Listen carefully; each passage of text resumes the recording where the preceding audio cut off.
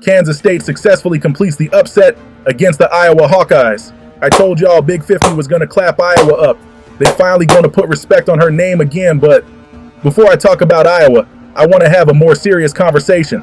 I'm not saying this to be sensational or to be funny or anything like that. The refs need to be investigated. It's so bad that even Iowa fans were calling it out. They need to be barred from officiating the tournament.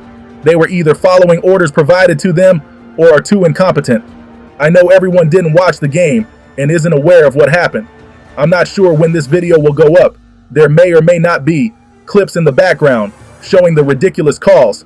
If there isn't video footage in the background, I'll make a YouTube short showing just a fraction of the suspicious calls on Kansas State. I'll give a quick rundown for the people that didn't watch the game. Before Iowa started intentionally fouling towards the end, Iowa only committed 9 fouls. How does a team commit only 9 fouls in 39 minutes, but the other team somehow fouled 20 times? In other words, Iowa fouled about every 4 minutes, while Kansas State fouled every 2 minutes. Do y'all realize before the intentional fouls late in the game, Kansas State only attempted 6 free throws? Just 6. But somehow, Iowa shot 18. They shot a similar amount of field goal attempts, so something clearly isn't adding up. But nothing was more shady than what happened towards the end of the third quarter.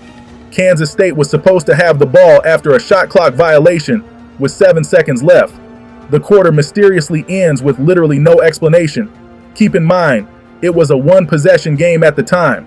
There's no justification for this whatsoever. The LSU versus Iowa game has nothing on this. That game was poorly officiated, but it was on both sides.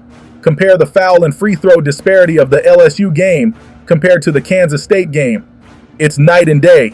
This was blatant, one-sided officiating, and somehow Iowa still lost. I guess the ball really doesn't lie, but that's enough about the refs. Time to talk about the game. I said a few days ago that what Caitlin Clark was doing for Iowa wasn't sustainable. The Virginia Tech game was a major red flag, but a bunch of people ignored it just because Iowa won. The media was trying to create an agenda for Caitlin Clark and Iowa, and it backfired.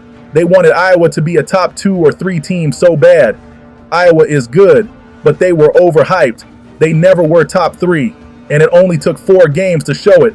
It didn't help that Kansas State was underrated, which made the loss look even worse than what it really was. I said weeks ago it was ridiculous that Kansas State wasn't ranked, and it finally paid off. ESPN didn't consider Ayoka Lee a top 25 player, which is even more ridiculous. Something tells me Iowa would disagree.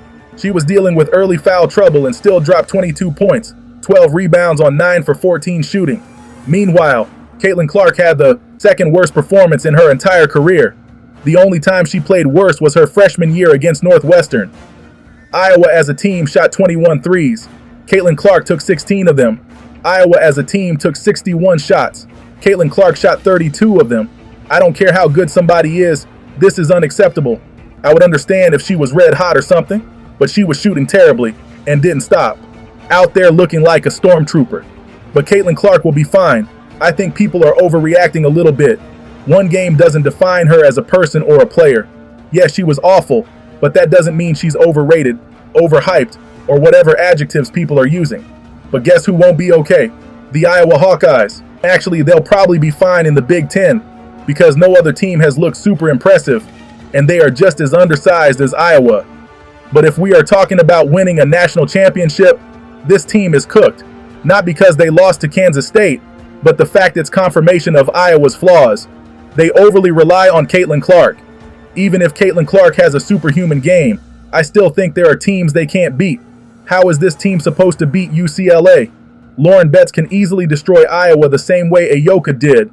Yes, Caitlin Clark won't shoot that bad again, but UCLA guards are going to play way better than Kansas State's guards. The same logic applies to Stanford. If Iowa wants to have any success, they have to find a real number 2 option, like how they did with Sonato. Stuelke has shown some real potential, and she will be a great player one day, but they will need to find a way to fast-track her development. Is Iowa still a top 10 team? Yeah, Iowa is still a top 10 team, mainly by default. They got helped by other teams underperforming or falling off. Utah lost to Baylor. UCLA just barely beat Princeton. If Citron is out for the season, Notre Dame is screwed, unless Hidalgo becomes a near top 5 player. Rickea Jackson isn't healthy, and even when she was, Tennessee was still struggling.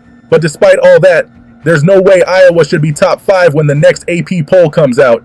At all. UConn, Stanford, and Colorado, without a doubt, should be over them. LSU and UCLA should be over them too. If USC isn't over Iowa, that's just BS. Ohio State was a top 7 team when they beat them, and USC has blown out every other team since then. I think Iowa's cooked.